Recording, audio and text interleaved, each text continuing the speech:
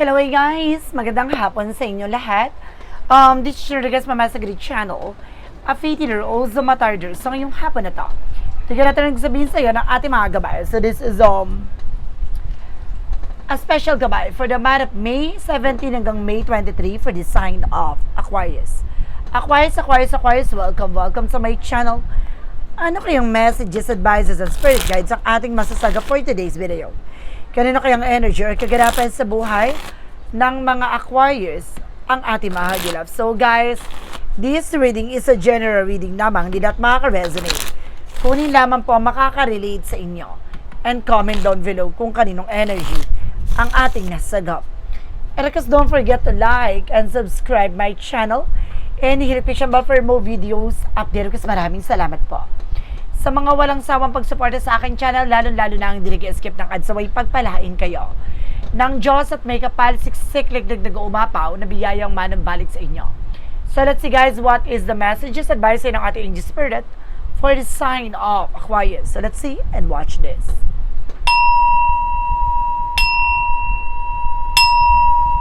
Angel spirit guide, please give me information po. Ano kayang gusto sabihin sa inyo ng ating mga baraha? There's a Chariot card. Now, there's an action and movement, no? Kumbaga, may mga bagay dito na mapagtatagumpayan mo, kailangan harapin mo yung takot at mga babo.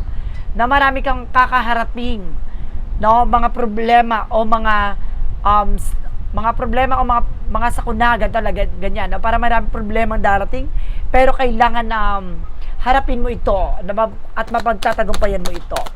No, there's something that Nine of Pentacles, there's something potential pagdating sa abundance, no? Kumbaga, enjoy mo lang yung ginagawa mo, yung trabaho mo, yung negosyo mo, just enjoy it, no? Magtatagumpay ka dyan. And there's an Empress card for revert, ibabalik yung sigla at ganda ng buong pagkatao mo. Na kailangan mo mahalin sa sarili mo, maging masaya ka sa kung ano man yung bagay na ginagawa mo. There's something in your beginning, a revert. No, ibabalik ang katawan lupa mo at the same time. No, parang some of you magkakaroon ng blessings, and because a new beginning, no, some of you with the fertility, maaaring magbuntis ka, and there's something the 8 of Wands. So there's a past communication and fast movement. No, bibilis din takbo ng sitwasyon. No, kailangan mo lang talaga mag-take ng action and mag-take ng action and of course making decision. No, there's a trouble. There's a lot of communication coming in. And there's something, the 5 of Cups in reverse, something acceptance. Na may mga bagay na matatanggap mo na. No, mag-asa ka na ditong makalaya at makawala. Ano man yung mga bagay na pinagdadaanan mo. No? At may mga bagay na magliliwanag din dito. Makaka-recover ka na. So, let's see. There's a Knight of Swords. Represent something, speed. No? Bibilis ang takbo ng sitwasyon. No? At makakaranas ka ng mas matibay at mas malakas na eksena. No, na magpapatibay sa kinagagalawan mo or sa negosyo, trabaho, hanap mo, even relationship. What is a Chariot card? There's a Ten of Wands. No, there's a lot of burden. No, ibig sabihin dito kailangan ano man yung mga obligasyon o responsibilidad, wag mong tatakasan. No, magpatuloy ka lang sa ginagawa mo. Now, what is the Knight of Pentacles? Represent the world. Now, some of you magta-travel ka pa, no, makakapag-iba bansa ka. Some of you magkakaroon ka ng success, no? Sa kung ano naman yung gusto mo. Lalago na yung finances, gaganda ng takbo at daloy ng yung pagkakaperahan. And there's a Queen of Swords. Linisin mo yung mga bagay na magsisilbing balakin. No? Yung mga bagay na makakasira ng eksena mo. No? Basta alagaan mo yung sarili mo. Dapat alam mo sa sarili mo yung worth mo, ha? What is the 8 of Wands? Represent the 7 of Wands. Protection at pangalagaan mo yung sarili mo. No? This is something the 7 of Wands represent the protections. No? At dapat hindi ka takot sa mga challenges and of course, mga struggles, diba? There's a 5 of Cups in reverse, represent the 8 of Pentacles. Just focus. No? Mag-focus ka sa ginagawa mo. No? Lahat ng bagay na binabato sa'yo, just tanggap ka lang ng tanggap. Huwag ka mag-alala. No? Mag-chat, kung may pagtsatsaga ka dyan, may nilaga. There's a 7 of Pentacles in a harvest moment. Aani ka na rin. No? After nyan, bagay na yan, kumbaga makakamtan mo na ba talaga yung mga bagay na deserve mo. Additional messages. Represent with the 6 of Cups. No? Meron nagbigay ng pabigat sa'yo dito. Kailangan mong kumilos, gumalaw. No? Kailangan mo na dito makalaya sa tao na to. No? It's either a toxic family, toxic friend, toxic environment, and there's a Knight of Cups. Now, there's a wish fulfillment. Nababaguhin ang mundo mo dito, lalago at lalakas at matutupad yung mga pangarap mo with the Nine of Cups. No, ano man yung mga bagay na gusto mo marating, makukuha mo yan. And there's a Five of Swords. Nagkakaroon ng self-sabotage dito dahil kumbaga napapabayaan mo yung sarili mo. No, kumbaga, very, very generous ka eh. No, talagang mapagbigay ka, tanda kang tumulong, ngayon ang ending. Ikaw na yung parang ginigisa sa sarili mo mantika. And there's something, the Five of Pentacles. Protection naman yung pangalagaan mo yung sarili mo. No? Dahil, kumbaga, ang mangyayari dito parang gusto nito maipit ka, magipit ka, no? Makakaranas ka ng financial crisis, ganon. And because this is something guys with a 12 with a partnership. No? Unti-unti mo na matatanggap, no? At maaaring makakapagsimula muli na pagdating sa relationship.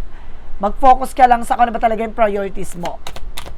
Buksan mo ang puso mo, tanggapin mo ang mga bagay na para sa'yo talaga. And this is something the lovers, no? Ano man yung hinihintay mo pagdating sa love life, bibilis din takbo na to. Kung akala mo mananatili kang mag-isa at single, don't you worry, may bagong pag-ibig na magpapatibok sa pihikang puso mo. Now, let's see additional messages about naman for the outcome. There's a Two of Swords, there's a decision that you need to make. So, kailangan mo mag-decision dito, no? At mag-take ng actions. Napangalagaan, protection ng may sarili mo dito. And there's a Three of Cups for a lot of celebration coming in. Na marami kang bagay na mararanasan ngayon. Maraming tagumpay kang malalasap. And there's a Page of Cups. Basta makikinig ka sa gut feeling mo. No, makinig ka sa inner voice mo. No, parang nga nangyayari, nagkakaroon ng self-sabotage kasi alam mo na yung kahihinatnan. Nagbubulag-bulagang ka. And there's a Eight of Swords, no? Kumbaga, proteksyonan mo at pangalagaan mo yung sarili mo dito.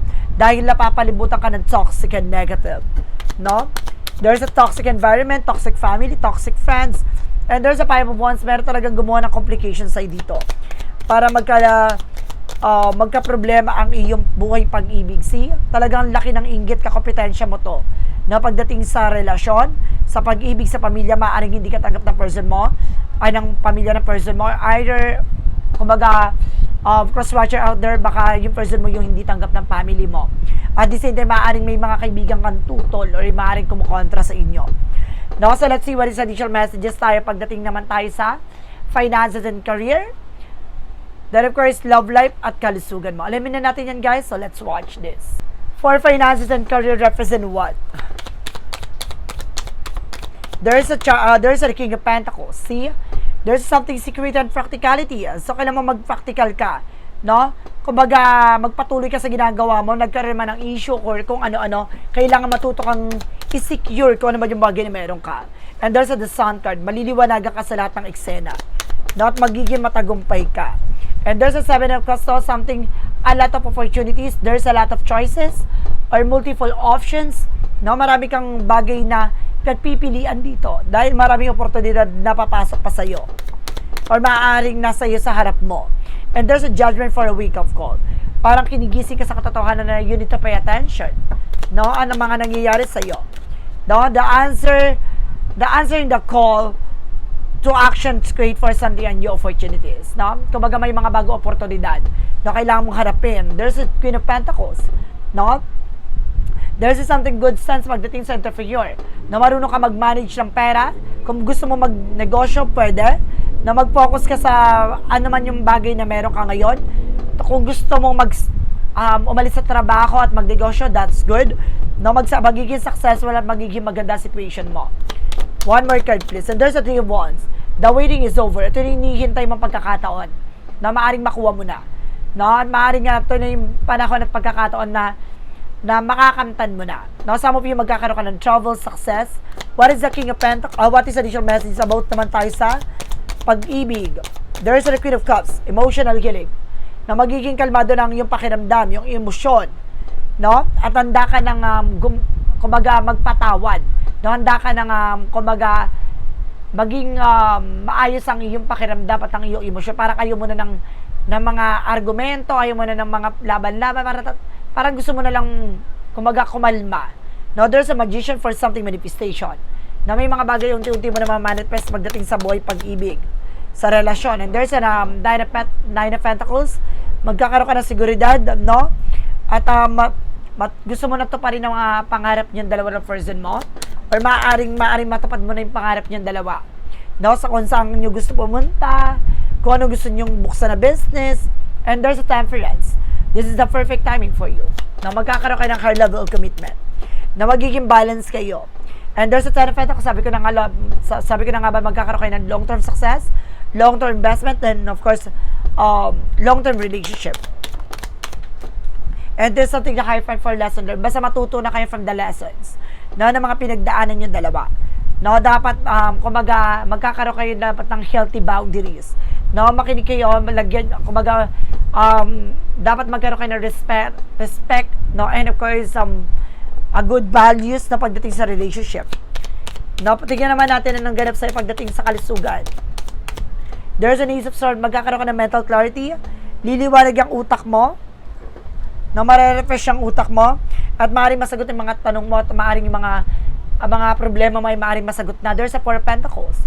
No, protection at pangalagaan mo yung sarili mo. No, and there's a need of cause for something moving forward na makaka-move on ka na. No?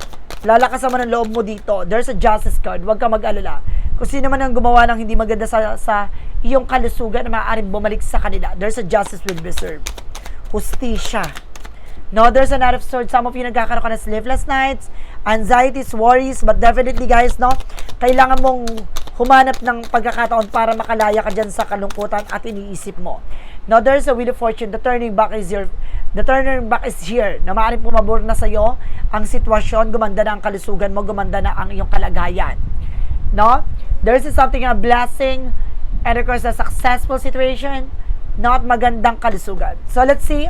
What is additional messages tayo pagdating naman tayo with the magical fair messages, advices, and of course, pick a card, yes or no. Then of course guys, kung bago ka sa channel ko, don't forget to like and subscribe my channel.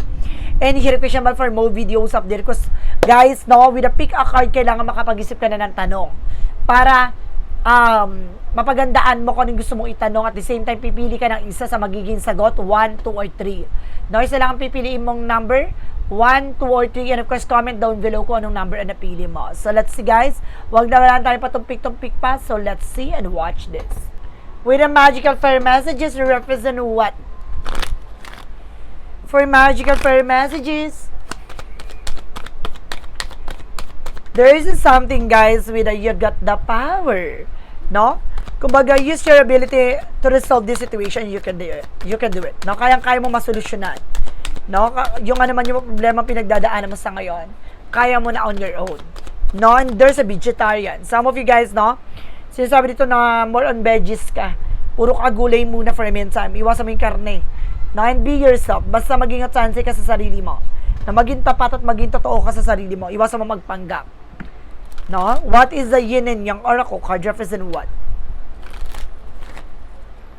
For yin and yang oracle card represent with the luck and doubt.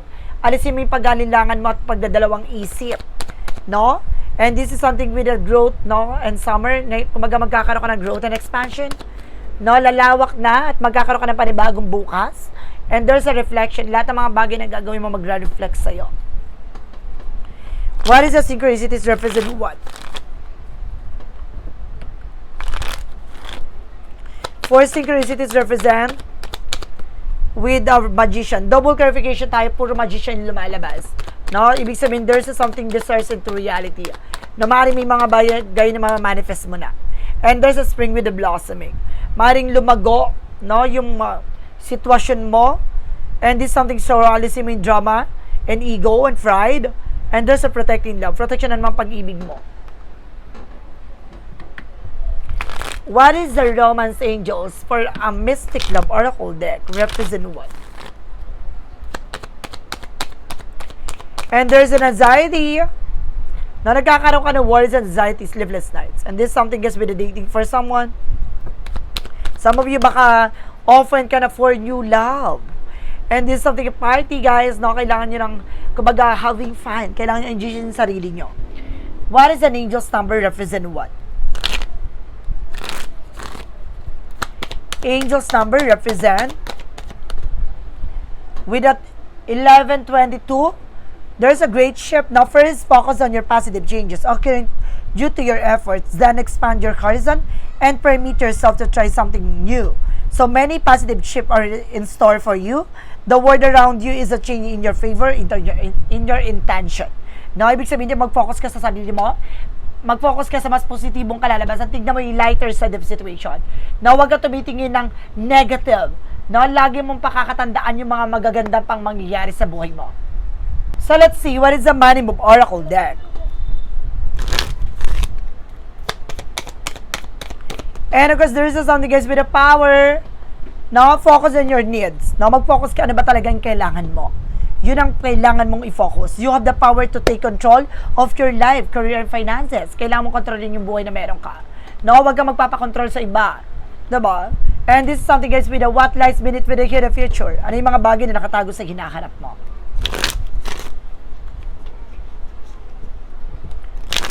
Okay, let's see.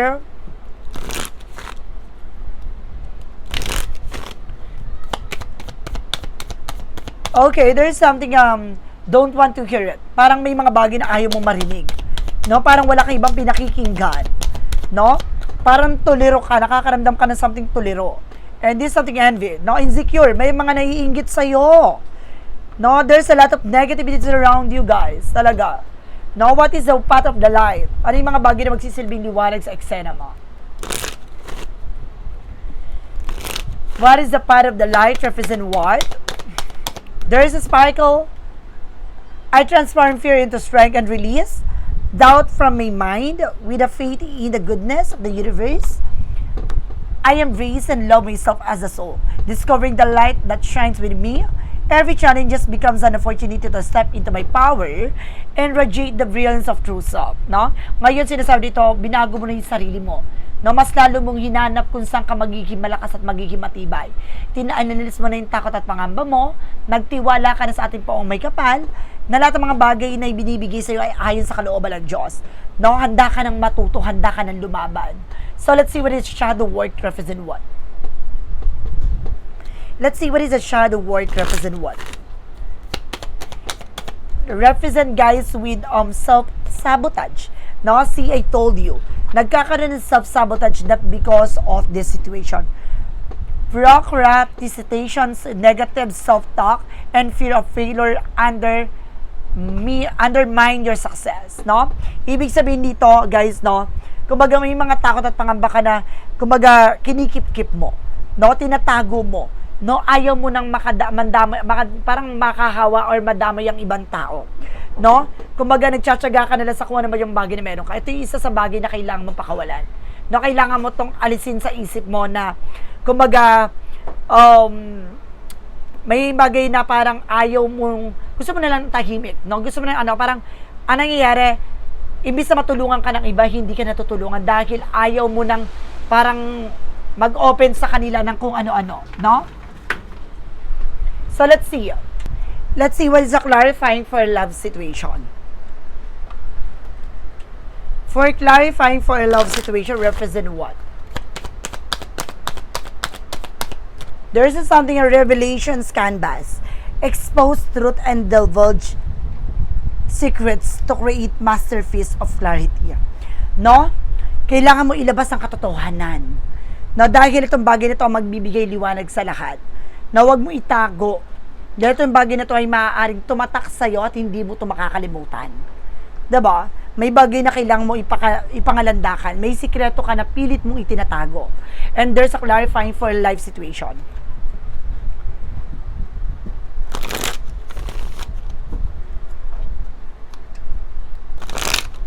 For a clarification for a life situation. And this is something, guys, with a fully immersed. Everything you want is all around you, just waiting for you to see it. No, lahat ng bagay na gusto mo at lahat ng bagay na gusto mo makuha ay nasa harapan mo lang, nasa paligid mo lang. No, hayaan mong makita to. No, hayaan mong maramdaman to. No, kailangan mo lang tanggapin ng buong buo. So guys, let's see what is a pick a card, yes or no. So let's see and watch this. With a pick a card, yes or no, guys, no? Isa lang ang magiging sagot sa tanong mo. So, let's start na tayo with the number 1. Ito yung mga nakapili ng number 1. And this is something a no. Don't risk at all. It's a losing proposition. No, wag mo ilaban lahat. No, wag mo isugal lahat. No? Dahil may mga bagay na mawawala lahat ng bagay na pinagpagod at pinaghirapan mo. No, kung ito ay ilalaban mo. So, itigil mo, wag mong ilalaban. And this is something I know again. Number 2, there's a making a final effort, falling away and withering, no? Kumbaga, gumagawa ka na ng final mong desisyon, no, na magpapabagsak ng sitwasyon. No? Ibig sabihin nito, kumbaga sinosurrender mo na parang ayaw mo na, sumusuko ka na. So, ibig sabihin nito, wag kang susuko. No? Kailangan mo gumawa ng effort. And there's a yes with the number 3. Open the suggestion front and center study. No? And yes, sasagot sa tanong mo na tinatanggap mo o kailangan mo tumanggap ng mga suggestion dito na makakatulong for you para manatili ka, no, sa kung ano man yung position mo, kung ano man yung mabagay na meron ka. No? Kailangan handa ka, no, sa mga posibilidad at handa ka dapat sa mga advices. So guys, this is a special gabay for the month of May 17 hanggang May 23 for the sign of Aquarius. Aquarius, maraming salamat for this wonderful reading. So once again, this reading is a general reading na mga hindi lahat makaka-resonate. Kunin lamang po ang makaka-relate sa inyo. And comment down below kung kaninong energy ang ating nasagot. And of course, don't forget to like and subscribe my channel. And hit Christian Bell for more videos update. Maraming salamat po. Sa mga walang sawang pagsuporta sa aking channel, lalo-lalo na ang hindi nag-skip ng ads, away pagpalain kayo ng Diyos at may kapal siksik-liglig nag-uumapaw na biyayang manang balik sa inyo. Maraming salamat and see the next video. Bye-bye and babush.